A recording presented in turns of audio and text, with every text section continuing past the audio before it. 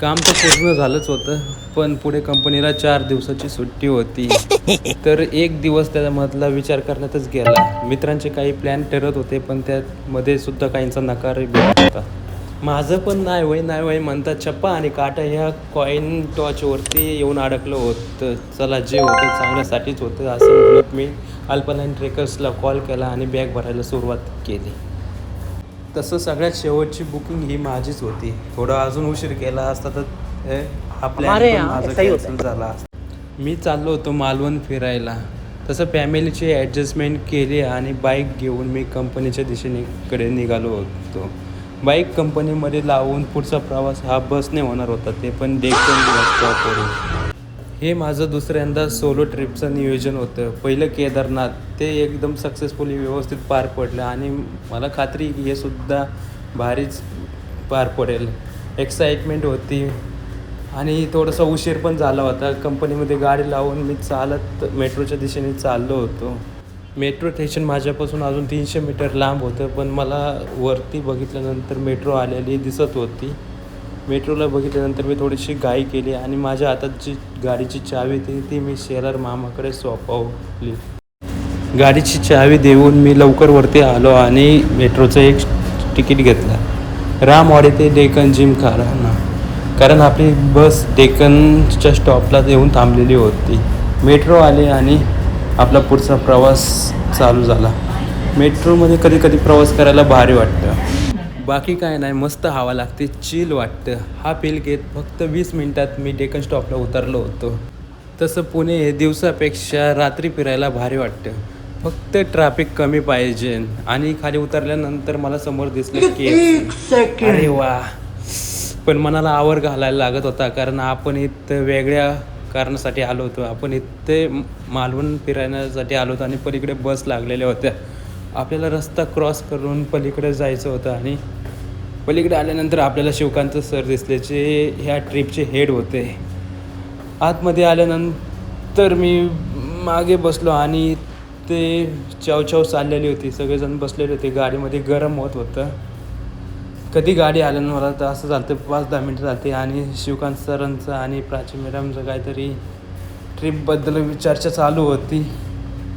थोड्या वेळाने बस आली आणि भारी वाटलं. तर नंतर आम्ही नवले ब्रिजच्या तिथे येऊन थांबलो आणि तिथे श्री गणेशा करत चाललं. हे भारी, प्रत्येक ट्रिप जायच्या अगोदर हे झालंच पाहिजे. तर नारळ फोडला गेला. काही लोक हिंदी बोलणारी होती, त्यांना मराठी समजत नव्हतं. काही पंजाबी होती. तर नारळ फोडला गेला आणि ह्याचे तुकडे इकडे फेकायचे की तिकडे फेकायचे रनच्या ह्याच्यावरती मार्ग काढला आणि पुढे हा ॲडव्हर्टाईजचा विषय होता. आम्ही ट्रेक वेडे आणि पुढे इंटरव्ह्यू चालू झाला. तर सगळेजण परमिशन द्यायला लागले आणि प्रवास चालू होता.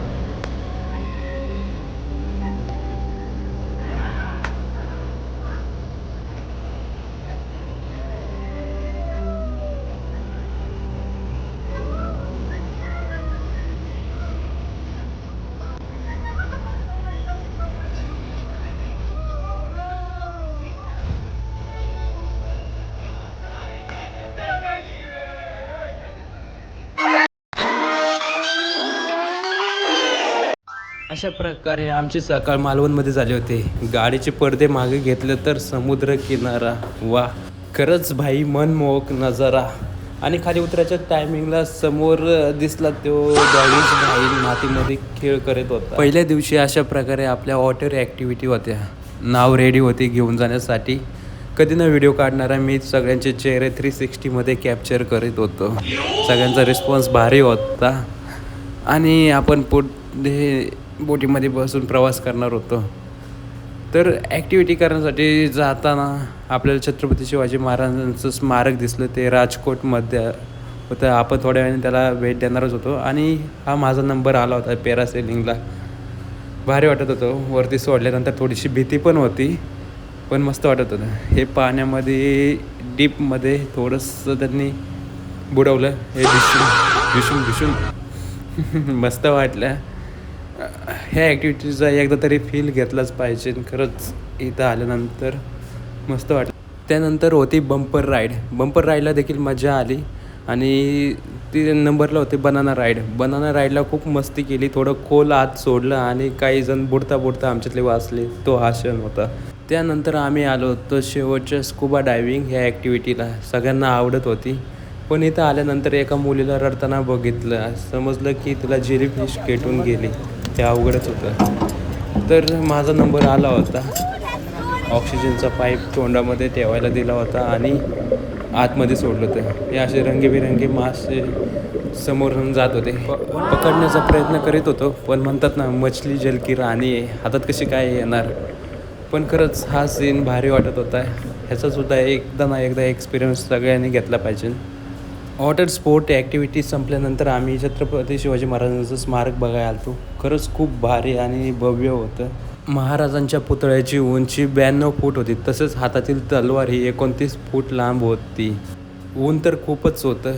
पायामध्ये चप्पल नव्हती आणि फिरताना पायाला चटके बसत होती. त्यावेळेस एक आमच्या ग्रुप मेंबरची फनी मोमेंट कॅप्चर झाली. हे हॉटेल होतं मित्रांनो साई सागर, जिथं आमची राहण्याची आणि खाण्याची व्यवस्था होती. त्यानंतर आम्ही सायंकाळी बीचवरती गेलो, थोडीशी मस्ती केली आणि सनसेटची मजा घेतली.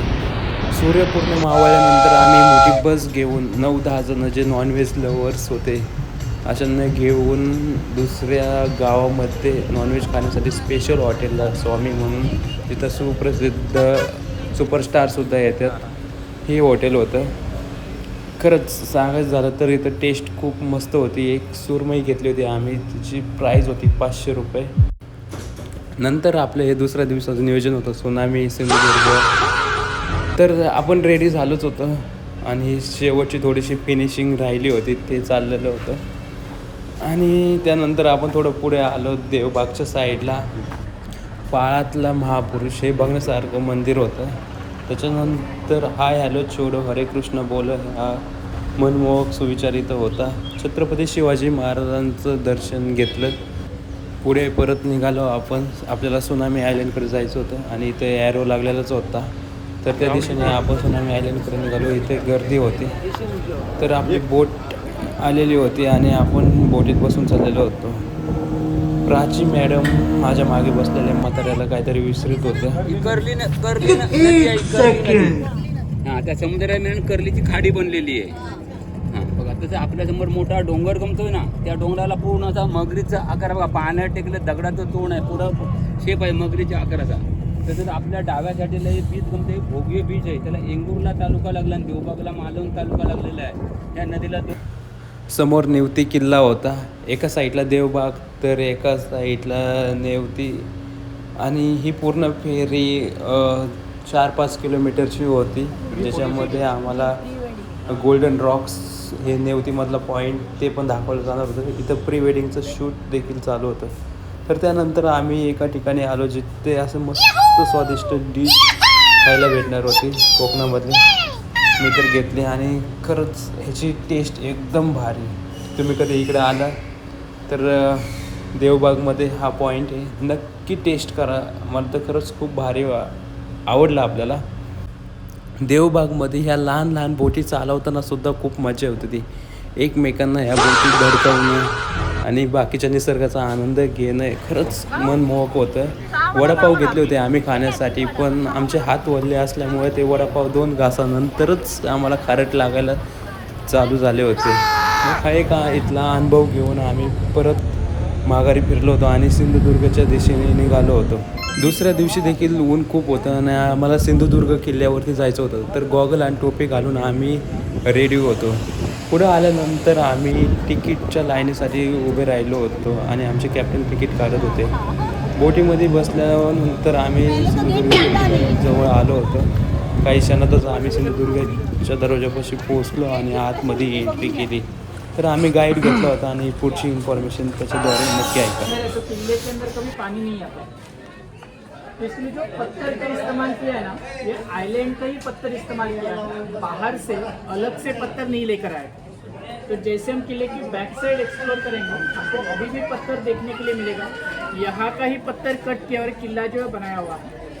और इसके कंस्ट्रक्शन के लिए आपको जो मटेरियल दिख रहा है ना, जैसे आज के टाइम में सीमेंट का इस्तेमाल होता है, तो उस टाइम में जैगरी, लैमस्टोन, लीड, उड़द का दाल, लेडी फिंगर का जो सब्जी रहता है उसका स्टिकीनेस डाला जाता था, बेलफड़ करके एक फ्रूट रहते हैं उसका स्टिकीनेस डालते थे, रेत और इसके साथ अच्छे से ब्लेंड करके वो किला बनाने के लिए इस्तेमाल करते हैं। ठीक है, मेनली जैगरी, लैमस्टोन और लीड इस्तेमाल किया जाता था किला बनाने के लिए। तो ये जो पूरा किला बनाया हुआ है इसके लिए जो टोटल खर्चा हुआ, छत्रपति शिवाजी महाराज की जो करेंसी थी वो 2 टाइप की करेंसी हुआ करती थी। एक तो शिवराई जो कि कॉपर कॉइन होता था, ठीक है, और एक कॉइन था जो कि गोल्ड का बनाया हुआ है जिसको गोल्ड बोलते थे। 2.75 ग्राम का प्योर गोल्ड का एक कॉइन बना था, जैसे 1 करोड़ गोल्ड कॉइन्स उन्होंने इस्तेमाल किया पूरा किला बनाने के लिए। 1 करोड़ गोल्ड कॉइन, अब अच्छा अभी गोल्ड का जो प्राइस है 160 के आसपास ट्रेड कर रहा है गोल्ड, उस हिसाब से 2.75 ग्राम प्योर गोल्ड यानी कि आज के मार्केट वैल्यू के हिसाब से लगभग 45,000 एक कॉइन का प्राइस हो। वैसे 1 करोड़ गोल्ड कॉइन्स इस्तेमाल किया, मतलब लगभग 45,000 करोड़ का खर्चा हुआ है पूरा किला बनाने में। अभी इतना सारा खर्चा किया और यहाँ पर एक किला बना के लिया, तो इसका पर्पस क्या था कि छत्रपति शिवाजी महाराज को हम लोग फादर ऑफ इंडियन नेवी बोलते हैं, तो अपने जो नेवी थे, जो बैटल शिप्स थे, उसके सेफ्टी के लिए किला बनाया गया, नेवल सिक्योरिटी के लिए। ये उनका किला बनाने का मेन पर्पस था। अब ये जो पूरा किला है, इस पूरे किले को मेन एंट्रेंस खाली एक ही है, ये मेन एंट्रेंस है। ये जो एंट्रेंस है वो टीकवुड से बनाया गया, जो साग की लकड़ी मिलती है जिसको टीकवुड बोलते हैं, उस टीकवुड से एंट्रेंस बनाया जो कि आज भी वेल मेंटेन में है। एवरी मॉर्निंग सनराइज के साथ में एंट्रेंस खोला जाता है और जैसे ही सनसेट होता है तो एंट्रेंस जो बंद करते हैं, बाद में डायरेक्ट मॉर्निंग में एंट्रेंस खोलेंगे। तो बीच में किसी को अलाउड नहीं है किले के अंदर आने के लिए। तो अब ये जो एंट्रेंस है, जब आप बोट से फेरी लेकर आए तो आपको बाहर से एंट्रेंस दिखाई नहीं दे रहा, जब तक आप अंदर नहीं आते हो तो आपको एंट्रेंस जो दिखाई नहीं देता है। उसके बराबर सामने यहाँ पर एक दीवार बनाया हुआ है, इस दीवार से एंट्रेंस पूरा ब्लॉक हो रहा है सामने से, मतलब एनिमी को दूर से एंट्रेंस वो आइडेंटिफाई नहीं कर सकते थे। दूर से कैनन से फायरिंग करेंगे, गन से फायरिंग करेंगे, उसका जो डायरेक्ट इम्पैक्ट है वो दरवाजे के ऊपर नहीं आएगा, इसलिए बीच में दीवार बनाया हुआ है। तो ऐसे यहाँ का जो रास्ता है ना वो सीधा नहीं, इसको बीच में टर्न दिया हुआ है। उसके में गेट वगैरह तोड़ने के लिए ज़्यादातर हाथियों का इस्तेमाल किया जाता था।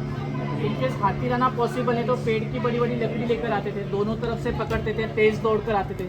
लेकिन वो सीधा रास्ता अगर उनको मिलेगा तभी वो दरवाज़ा तोड़ सकते हैं। टर्न के ऊपर उनका मोमेंटम खराब होगा, स्पीड कम होगा तो ज़्यादा इम्पैक्ट नहीं दे सकते, इसलिए बीच में टर्न दिया हुआ है। इसको गौमुख पैटर्न बोलते हैं मराठी में, आप इसको जिगजैग पैटर्न ऐसा भी बोल सकते हो। छत्रपति शिवाजी महाराज के आप जितने भी किले देखते हो तो मैक्सिमम किलों के ऊपर आपको सेम पैटर्न जो देखने के लिए मिलता है। खाली एक ही जो किला है उसको सामने एंट्रेंस है और राजगढ़ किला, बाकी अदर हर एक फोर्ट को उनको टर्न दिया हुआ है, कर्व दिया हुआ है, जिसको गौमुख बोला जाता था मराठी। इसका और एक बेनिफिट है कि एनिमी जब भी वॉर करने के लिए आते थे वो हज़ारों सोल्जर्स आते थे एक साथ, तो जितने ज़्यादा एनिमी के सोल्जर्स आएंगे तो उनके हाथ में तलवार रहेगा, शील्ड रहेगा, तो लड़ने के लिए उनको ओपन स्पेस चाहिए। तो यहाँ पर देखोगे तो जगह बहुत कम रखा हुआ है, मतलब जितने ज़्यादा वो नंबर्स में रहेंगे वो उतना ज़्यादा तलवार नहीं चला सकते, वो यहाँ पर स्टक हो जाएंगे। तो मराठा सोल्जर जाते समय 10-12 जन जाते थे, जो आने वाला हज़ारों सोल्जर्स को अपन रोक कर रख सकते थे। इसको गोरिल्ला वॉरफेयर कहा जाता है, गनिमी कावा टेक्निक, ताकि एनिमीज ज़्यादा अंदर एंटर ना करे। जैसे कि यहाँ पर वो स्टक हो जाएंगे तो ऊपर से उनके ऊपर बॉइलिंग वाटर डालो, पत्थर डालो या फिर तीर भाले से वगैरह उनको यहाँ पर ही मारा जाता था। फिर भी वो कभी नज़दीक आते हैं, नज़दीक से दरवाजे को डैमेज करे और दीवार के ऊपर चढ़े, तो आप देख सकते हो पूरे दीवार को होल्स रखे हुए, लूप्स रखे हुए हैं। वैसे 3 जो लूप्स है वहाँ पर बराबर ऊपर है, देखो गेट के। अगर एनिमीज नज़दीक आते तो ऊपर से बॉइलिंग वाटर उनके ऊपर छोड़ा जाता था कि ज़्यादा नज़दीक आकर वो दरवाज़ा तोड़ ना सके। इसलिए तो ये जो किला है, ये किला एनिमीज कभी कॉन्कर नहीं कर पाए, किसी भी को किला जीत नहीं सका है, कोई भी किले का एंट्रेंस तोड़ के कभी अंदर एंटर नहीं कर पाया है। लेकिन इन केस अगर कोई एनिमी आता है जो किले का मेन एंट्रेंस तोड़ देगा और अंदर घुसेगा तो ऑप्शन कौन सा बचता है? तो अंदर की जगह जो आप देखोगे जाके वो गार्ड रूम है, गेट के सेफ्टी के लिए बनाया हुआ है, लेकिन उसका जो कंस्ट्रक्शन किया हुआ है वो देवड़ी टाइप में बनाया हुआ है, मतलब इंटरलॉक सिस्टम में उसका कंस्ट्रक्शन किया हुआ है। एक पत्थर दूसरे पत्थर के ऊपर लॉक किया है और सेंटर में उसको एक की स्टोन है जो आपको देखने के लिए मिलेगा। अगर एनिमी दरवाजा तोड़ेंगे और अंदर घुसेंगे तो उसका की स्टोन निकालेंगे तो पूरा कंस्ट्रक्शन विदिन सेकंड में पूरा कोलॅप्स हो जाएगा।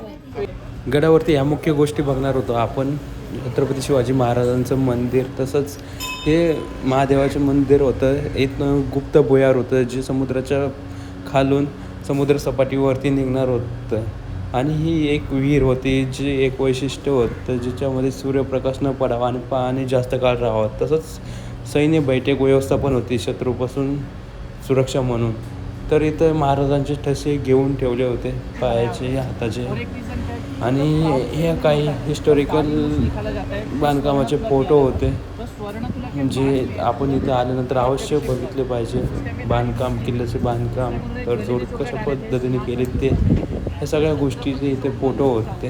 थे जंजीरें बसवावे से बोलते हैं. इसका मीनिंग क्या होता है कि 84 आइलैंड्स उन्होंने देखे, लेकिन ये जो आइलैंड है सुटेबल आइलैंड है जहाँ पर हम पानी का किला बना सकते हैं. तो जंजीरे जो वर्ड है एक संस्कृत वर्ड है, ना कि वो जंजीरा किले को मेंशन करे, तो जंजीरे में पानी का किला हमको यहाँ पे बनाया ऐसा उन्होंने मेंशन किया. सिंधुदुर्ग किल्ला बांधण्याचं मुख्य हेच कारण होतं की पाण्यामधून होणारे दुश्मन हमले रोखण्यात यावे, आणि हा किल्ला आम्ही पूर्णपणे बघून घेतला.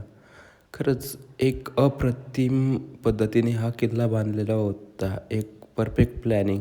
आणि बाहेर जे खडकाळ भाग ठेवले होते ते सुद्धा एक प्लॅनिंगनुसारच होतं. तर आमची बोट लागलेली होती आणि आम्ही परत निघालो. रॉक गार्डनला आमची शेवटची फोटोग्राफी झाली आणि मग काय रिटर्न टू होम.